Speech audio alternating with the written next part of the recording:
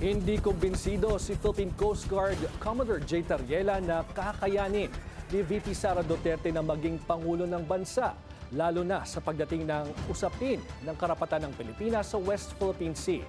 Dapat daw ang susunod na pinuno ay susunod sa yapak ni PBBM sa paglaban sa panggigipit ng China. Ang detalye sa Agenda Weekend Report ni Ivy Reyes.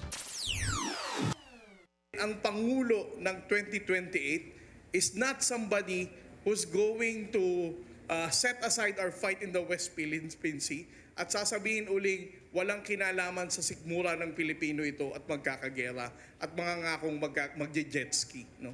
We have to make sure na ang mananalong presidente by 2028 is somebody who's going to pick up what President Bongbong Marcos has started.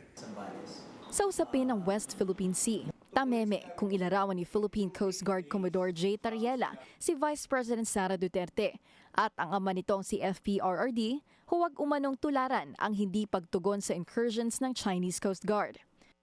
For the record, we do not want war with China. China is a good friend.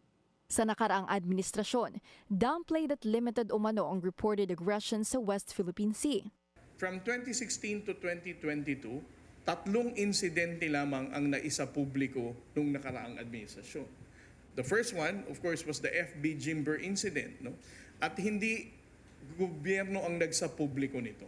Mga mangingisdang Pilipino mismo ang pumunta sa mga media reporters para ilahad ang kanilang na-experience dito sa pambabangga ng China. No? And ang sabi nga nila, they were left to die.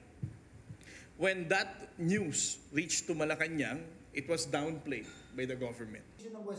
Kaya ngayon, pinabulaanan ni Tariela ang kritisismong provocative ang taktika nilang i-report ang anumang galaw ng China within the Philippines' exclusive economic zone. Ang importansya raw ng transparency, awareness drive na may bansa gaya ng China na walang respeto sa international law. Dagdag pa ni Tariela, dapat tigilan na ang pagdawit sa Estados Unidos sa territorial dispute ng Pilipinas dahil kahit sino pa man ang umupong US President, walang kinikilalang world power ang China. Ang usapin ng West Philippine Sea goes beyond politics, goes beyond social needs. Ang issue natin dito that is being challenged here is our identity as Filipinos. Ilang beses ko nang sinabi, ang ating kalayaan, ang independence natin, utang natin itong lahat sa ating mga bayaning Pilipino na nagbuwis ng buhay dito. If we're going to remind Filipinos about our historical past, about our sovereignty and fight for independence, naiintindihan ito ng ordinaryong Pilipino. Matatandaan na noong 2024, ipinaliwanag ni VP Sara ang kanyang kawalan ng posisyon patungkol sa usaping ito. Ayon sa kanya, hindi raw ng bise ang mangialam sa foreign policy, pero sang-ayon siya sa 2016 Hague ruling. Para sa Agenda Weekend, Ivy Reyes, Billionaire News Channel.